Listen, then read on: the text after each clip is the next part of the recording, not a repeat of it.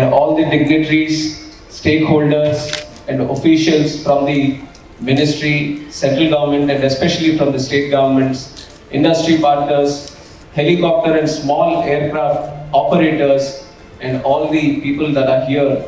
A warm welcome to each and every one of you. Very good morning and namaste. It gives me immense pleasure to be present here at the 7th Helicopters and Small Aircraft Summit being held in the vibrant city of Pune. And I would like to say that last year when we had this summit, the 6th one in Shillong, we had seen a great amount of participation and excitement from the industry.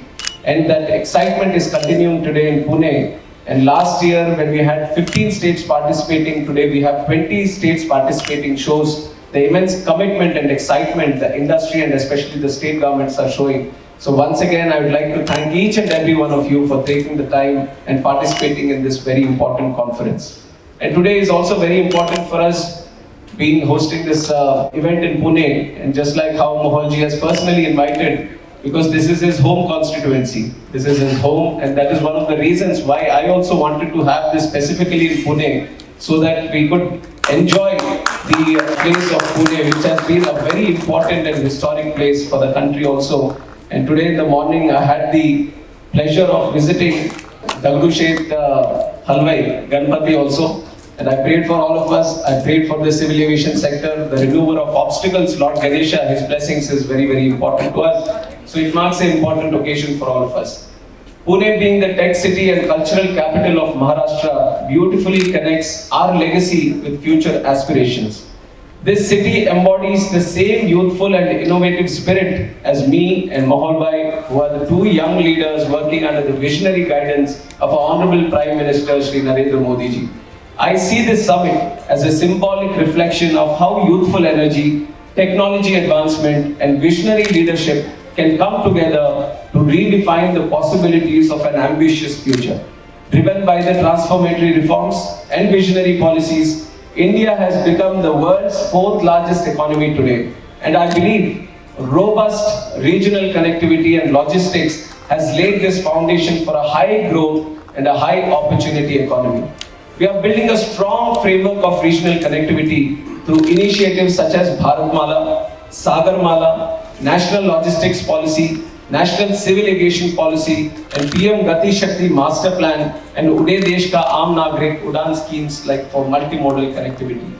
And I would say that these efforts were not only enhancing connectivity but also reshaping our economic destiny. And I firmly believe that for Viksit Bharat 2047, for that vision to become true, for that vision to truly take flight, Viksit Aviation is going to play a very key and definitive role. For that, we all have to strategically build a future aviation system for the country which promotes helicopters and small aircrafts and makes it a very critical component in our vision.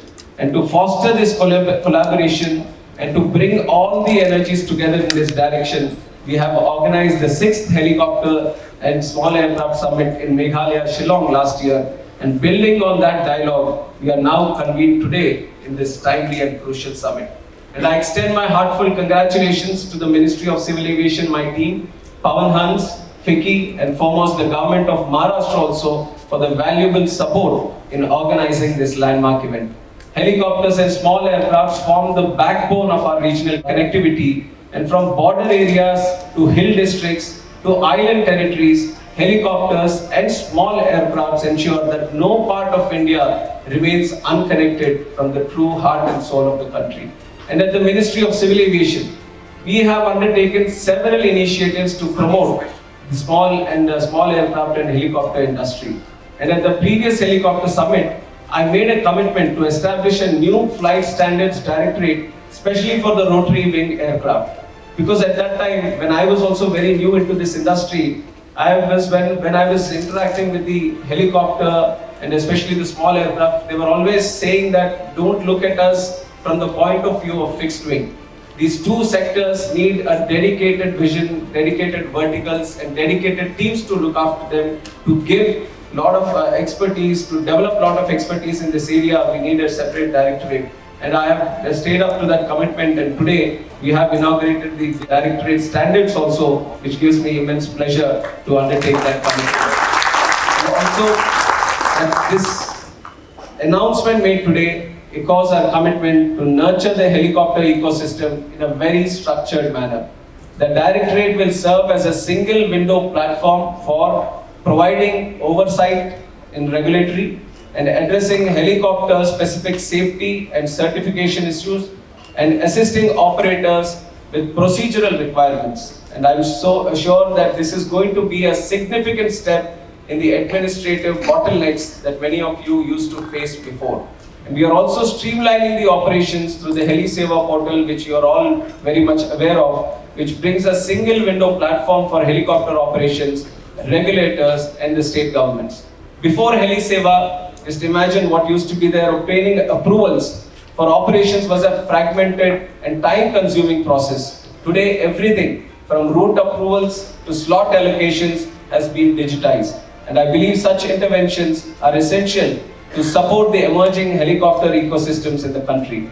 And it is estimated that we are going to increase our fleet to 1,000 plus helicopters in the next 10 to 15 years. We have around 240 to 250 NSOP and another 40 to 45 private ones. But from that 300 number, we are aiming to reach 1,000 plus in the next 10 to 15 years. And this can be enabled by the UDAN scheme, which has already completed 8 and in the 9th year, and we are extending that for another 10 years also. And a 30-minute helicopter ride, which previously used to cost around 1.25 to 1.5 lakhs, today, through the viability gap funding of UDAN scheme, is costing around 30,000, which is translating up to 2,500 to 3,500 per person. And we have launched the UDAN 5.1 also, particularly for helicopters, and allowed NSOP operations with enhanced safety requirements to enable expeditious commencing. And our government's emphasis for helicopters exemplifies the vision of our Honorable Prime Minister Narendra Modi ji to make aviation more impactful and inclusive also.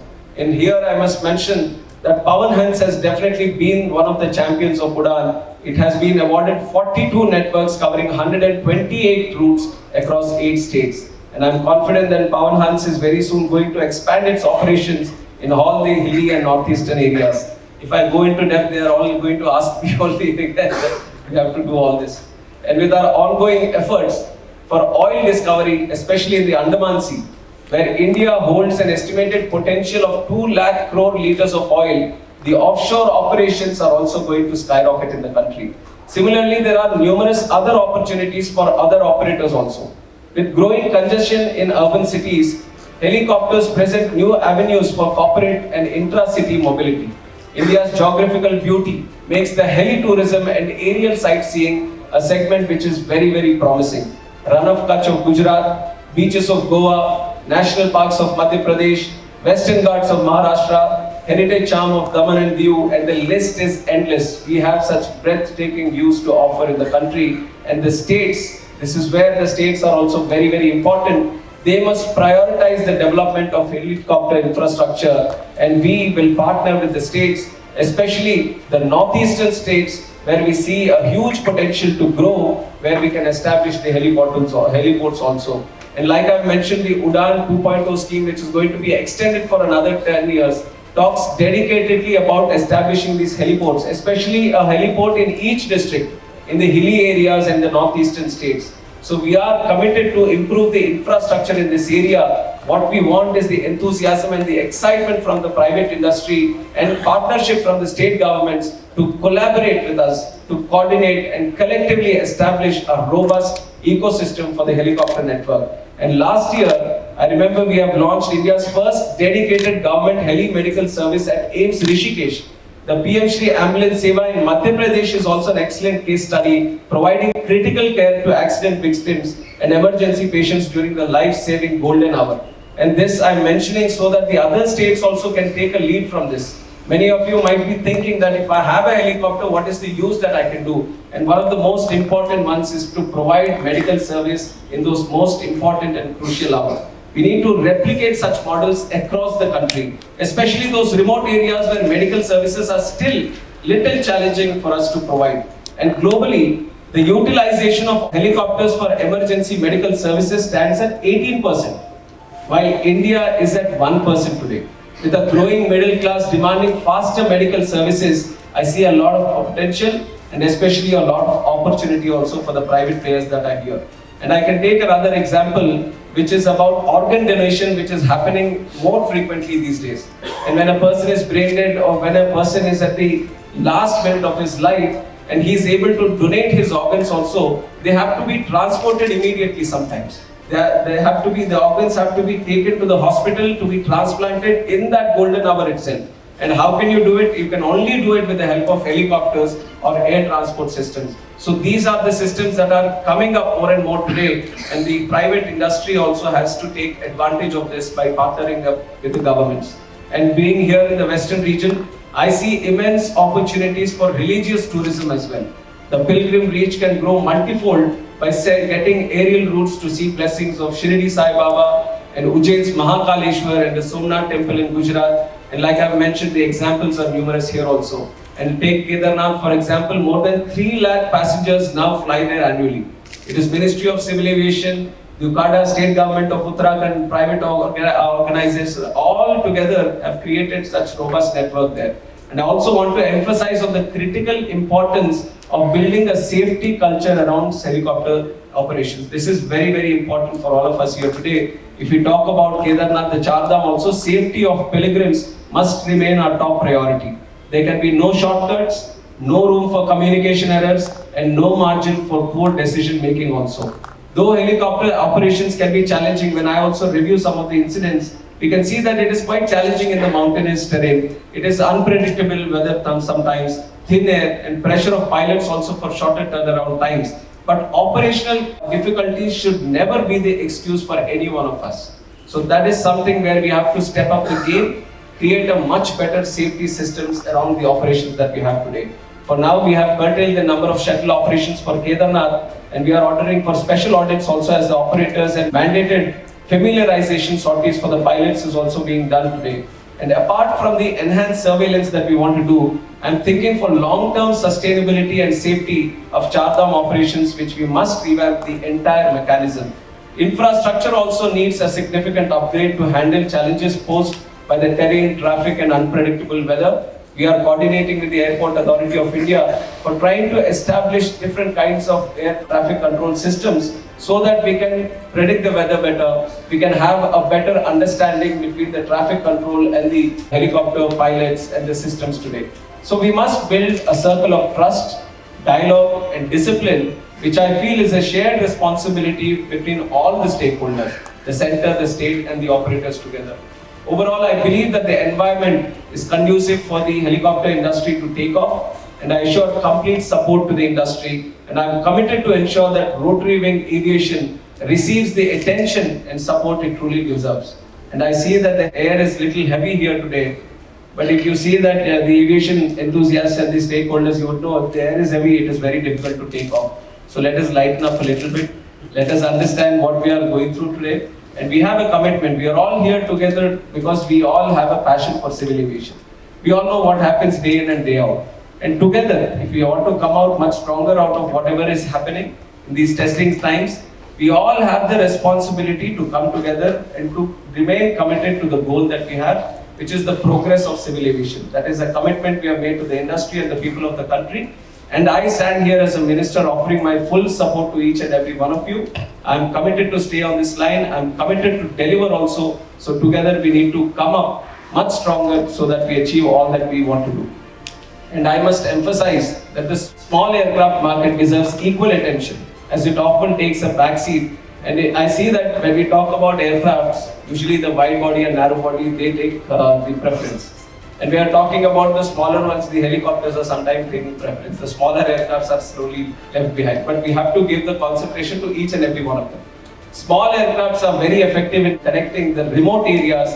And one effective use case for a country like India is the seaplanes also, which I am also trying to push as much as possible so that we can see more seaplane operations happening in the country. There is a huge potential and there is a huge market, but we all need to crack that thing where we can see more operations happening in the country.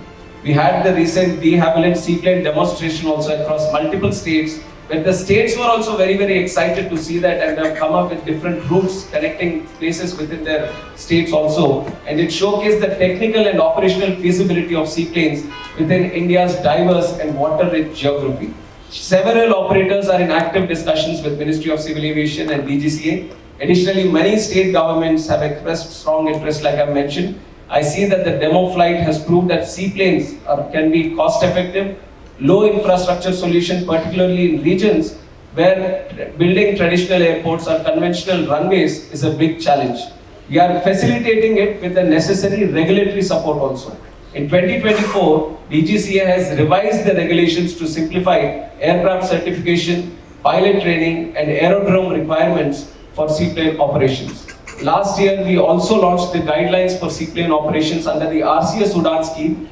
As part of this initiative, UDAN 5.5, which we have awarded today, was introduced, and letter of intent for 150 seaplane routes were issued. We were also surprised that how many routes have come up. Almost 150 routes have come up. Coastal states like Gujarat, Maharashtra, and Goa stand to benefit significantly from the economic development and employment opportunities that the seaplane industry can offer. And many other states also can take advantage of this. And I'm pleased to note that Maharashtra is also relaunching its seaplane tourism initiative, connecting cities like Mumbai and Pune also. And major airports like Mumbai are getting congested with limited space for expansion.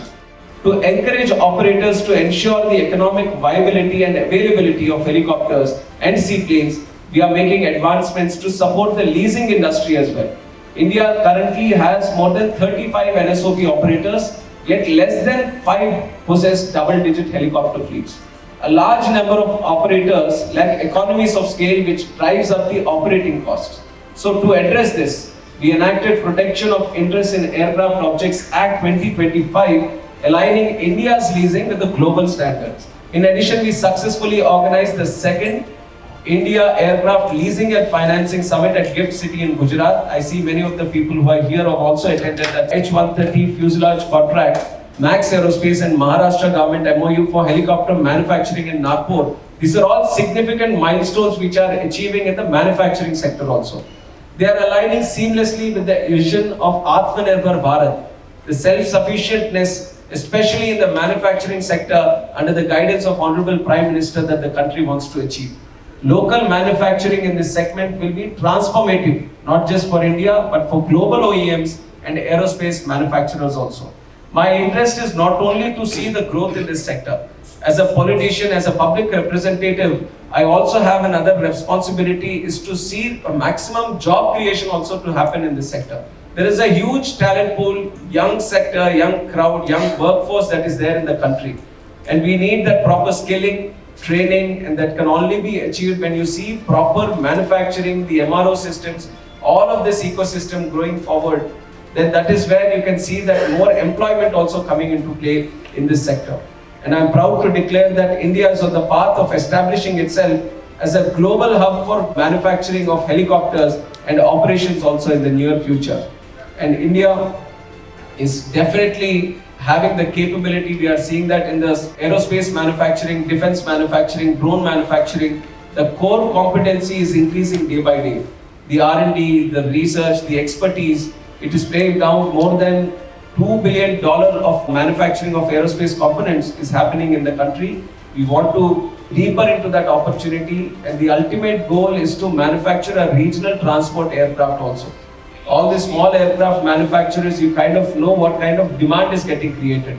The number of airports that we have created in the country, even though the number of cities are staying the same, we are now connecting the tier 2 and tier 3 cities also. Some are so remote, the airports are so remote, but the demand is coming in because they feel that India is going to need more airports with the kind of growth it is experiencing. Maybe not today. Even if we are counting, we are saying that the number of airports today is 162. But if you look at the operations, you might say that maybe 100 are operating with full capacity or good capacity, the rest are not maybe. But if you look at 5 years down the line, 10 years down the line, when the demand is sufficiently facilitated with the aircraft operators also bringing that number which is required to the demand, definitely all the airports are going to be busy with the operations. And that is why we are not looking at the existing 162 airports. By 2047, we believe with the National Airport Development Plan that the Ministry of Civil Aviation has done, we have more than the opportunity to create more than 350 airports in the country. There are a lot of strips also which are lying vacant. And states have become more proactive now. Not just the Ministry of Civil Aviation, the states are also taking up this initiative of building new airports. The metropolitan cities which had one airport are going for 2 airports. Which are having 2 airports are now thinking about 3 airports. So the demand is just going to grow forward. So to cater for all this demand, it is necessary for us to have the necessary number of aircrafts also in the country, which has become a big bottleneck also today. We see that different kinds of issues that we are facing. If we talk about airfares or if we talk about the connectivity, everything is related to the number of aircrafts that we have in the country. And one big, even if it poses like a big problem today, we have to consider it as an opportunity. And my leader, Chandrababu Naidu garu, always keeps saying this. And he keeps saying that whenever you are facing with a crisis, you see how to convert it into an opportunity. We see that there is a problem in the aircraft fleet today. So the opportunity here is why can't we make our own regional transport aircraft in the country?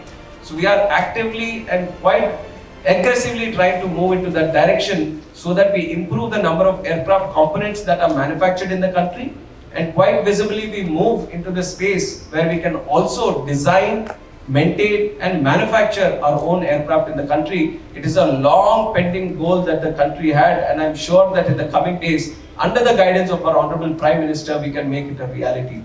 And the new DGCA card further facilitates this vision by allowing heliports also to be established. When we talk about heliports, now we were talking about how Maharashtra is trying to set up 358 heliports.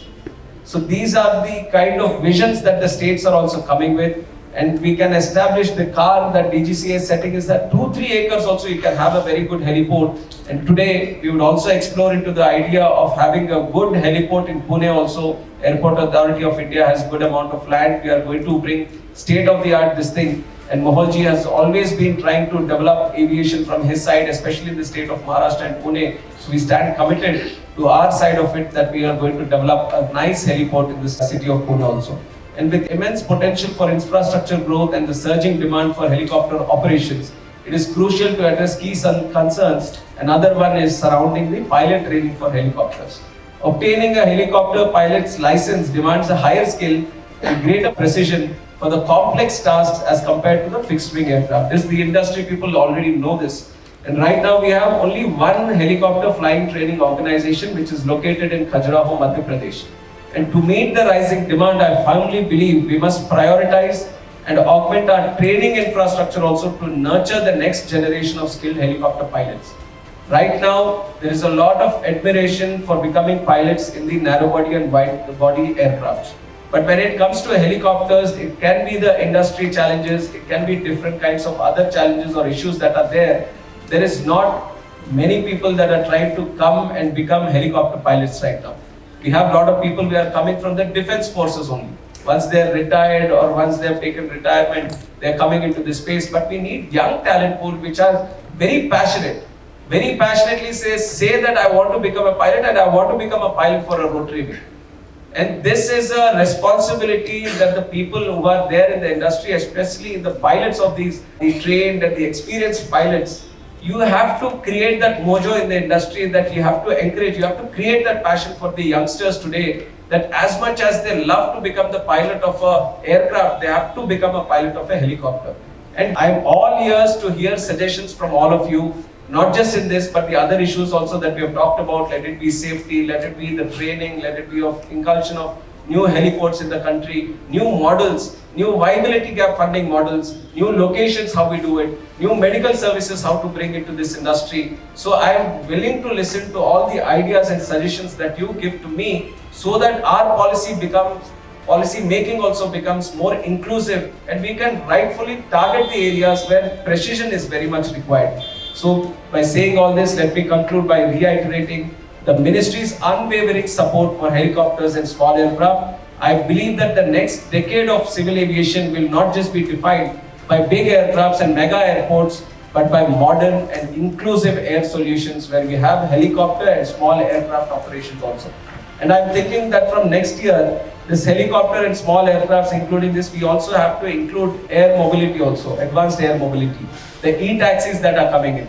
That is also a very exciting model where countries like China, even UAE, Dubai, USA, they are all proactively looking at it.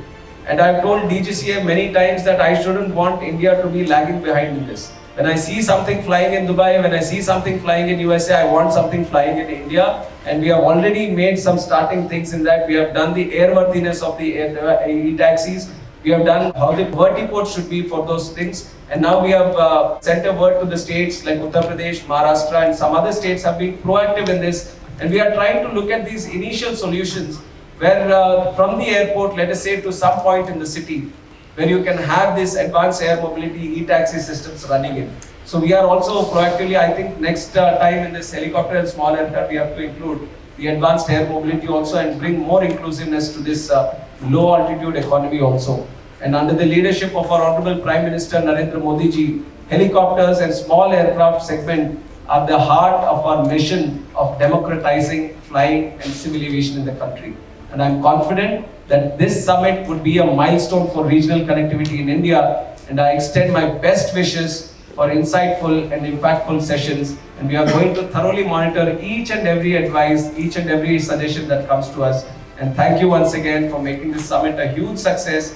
I'll just close by saying one quotation by Swami Vivekananda: "Be not afraid, think not how many times you fail, never mind, go forward, assert yourself again and again, and light must come." Thank you. Jai Hind, Jai Bharat.